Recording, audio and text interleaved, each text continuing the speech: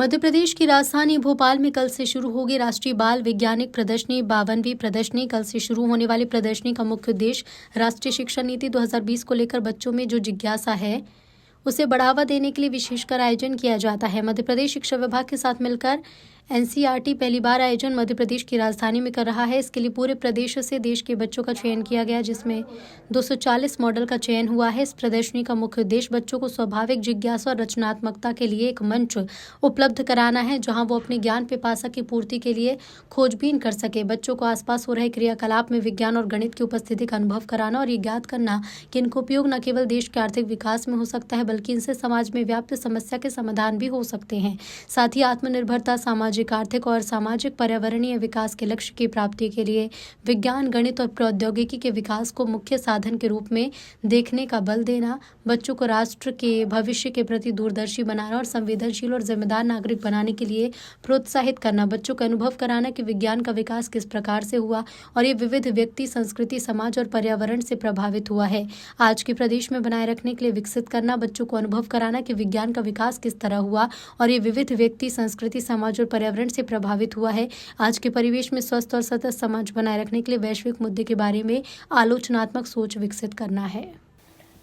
Theme है सतत भविष्य के लिए विज्ञान और प्रौद्योगिकी। इस साल की इस नेशनल एग्जीबिशन की, इस राष्ट्रीय प्रदर्शनी की जो थीम है वो है सतत भविष्य के लिए विज्ञान और प्रौद्योगिकी।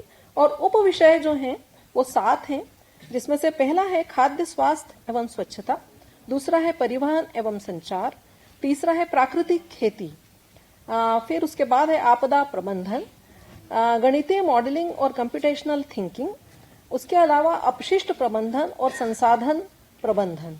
तो ये हमने 7 थीम रखी थी, जो पिछले साल सभी स्कूल से स्टेट लेवल तक जो बच्चे आए, इन्हीं थीम के इर्द गिर्द उन्होंने काम किया।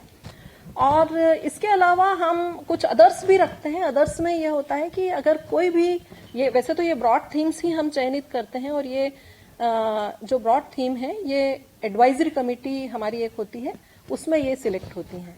तो ये सारी थीम्स जो हैं ब्रॉड थीम्स हैं, जहां तक हो सकता है इसमें हम ब्रॉड थीम्स रखते हैं। और ब्रॉड थीम्स जो हैं इसके अलावा भी हम अदर्स में भी बच्चों को शामिल करते हैं।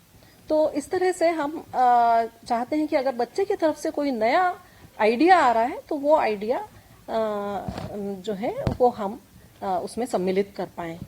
तो ये हमारा तरीका है। तो इस बार जो प्रदर्शनों की संख्या आई है वो है 240। उसके अलावा Madhya Pradesh state, host state के स्टेट लेवल के 25 मॉडल और हैं, 25 एग्जिबिट्स और हैं।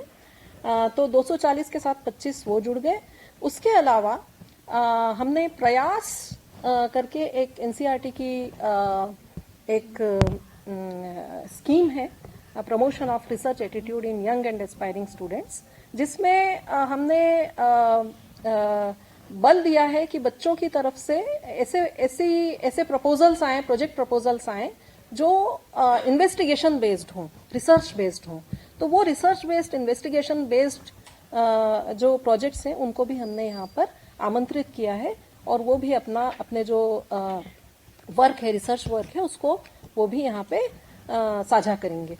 तो इस तरह से हमारे करीब 270 के लगभग हमारे एग्जिबिट्स की संख्या है, और अप्रॉक्सीमेटली 229 हमारे प्रतिभागी विद्यालय हैं, स्कूल्स हैं, जिसमें से ग्रामीण क्षेत्रों से 104 स्कूल हैं, शहरी से 99 है, 99, अर्ध शहरी से 15 और जनजातीय क्षेत्रों से 11 स्कूल्स जो है उन्होंने पार्टिसिपेट किया है।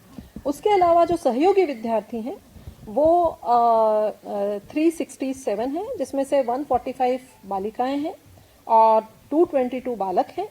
फिर सहयोगी शिक्षक जो हैं वो 272 सहयोगी शिक्षक हैं, जिसमें से 115 लेडीज टीचर हैं और 157 यहाँ पर जेंट्स टीचर हैं। तो और भाग लेने वाले जो संघ राज्य और संघ राज्य क्षेत्र हैं वो 36 में से 31 स्टेट्स इसमें भाग ले रहे हैं। और अन्य प्रतिभागी संस्थान जो हैं, जो मैंने आपको बताया कि सीबीएसई, केंद्रीय विद्यालय, नवोदय विद्यालय और central Tibetan school, tribal schools, इसके अलावा ये जो है एटॉमिक एनर्जी स्कूल्स, ये सब सातों ही जो ऑर्गेनाइजेशन है ये भी इसमें पार्टिसिपेट कर रहे हैं। उसके अलावा प्रमोशन ऑफ रिसर्च एटीट्यूड वाले बच्चे हैं, प्रयास वाले बच्चे हैं, वो भी इसमें पार्टिसिपेट कर रहे हैं। इसके अलावा अगर आप मुझसे पूछें तो एनसीईआरटी जो है, एनसीईआरटी के विभिन्न विभागों में जो काम हो रहा है वो भी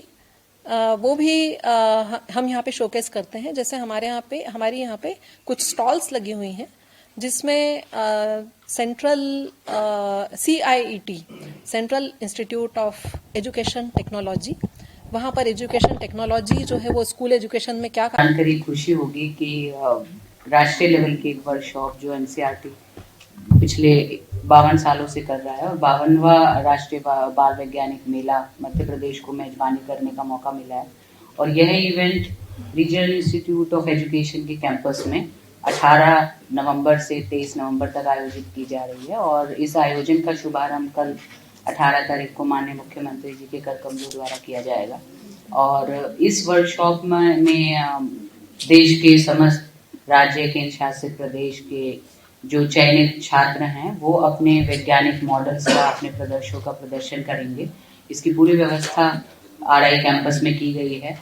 लगभग प्रदेश के 900 बच्चे बाहर से यहाँ पर एकत्रित हो चुके हैं या कुछ लोग रास्ते में हैं। आज रात तक सभी के एकत्रित होने की संभावना है।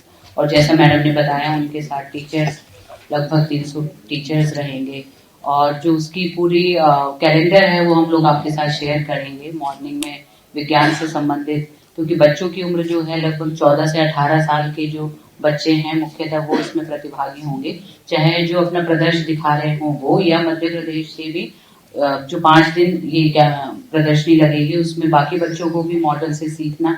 और उनके अंदर मुख्य उद्देश्य यही है कि इस प्रदर्शनी के माध्यम से हम किसी तरह वैज्ञानिक जागरूकता और उत्सुकता क्रिएट कर पाए, ताकि बच्चे वैज्ञानिक सोच के साथ साथ जो विभिन्न प्रदेशों से आए बच्चे हैं उनके रीति रिवाज, संस्कृति, उसका भी आप देखेंगे संगम यहाँ पर देखने को मिलेगा। मॉर्निंग में जैसे वैज्ञानिक वार्ताएं होंगी, इवनिंग में जो पार्टिसिपेंट्स बच्चे हैं वही अपने कुछ कल्चरल प्रोग्राम भी तैयार करके लेकर आते हैं, यही प्रथा है। तो वो भी मंच पर अपना प्रदर्शन करेंगे और बाकी बच्चे उन्हें देखेंगे।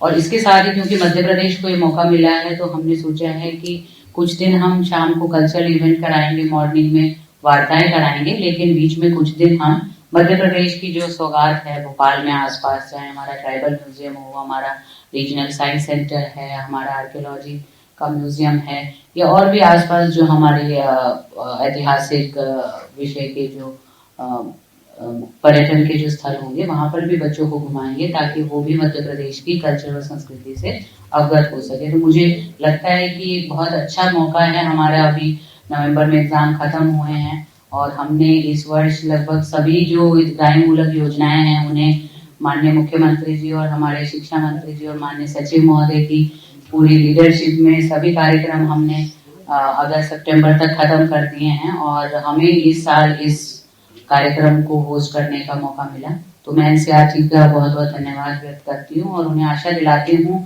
कि आप सभी के सहयोग से जेडी भोपाल इस कार्यक्रम के नोडल हैं और लोक शिक्षण संचालनालय से हमारे डायरेक्टर कुशवाहा जी के सहयोग से उनकी पूरी टीम ये कार्यक्रम को बिल्कुल सफल रूप से संपादित करेगी और सभी को इसका पूरा लाभ मिलेगा। बहुत बहुत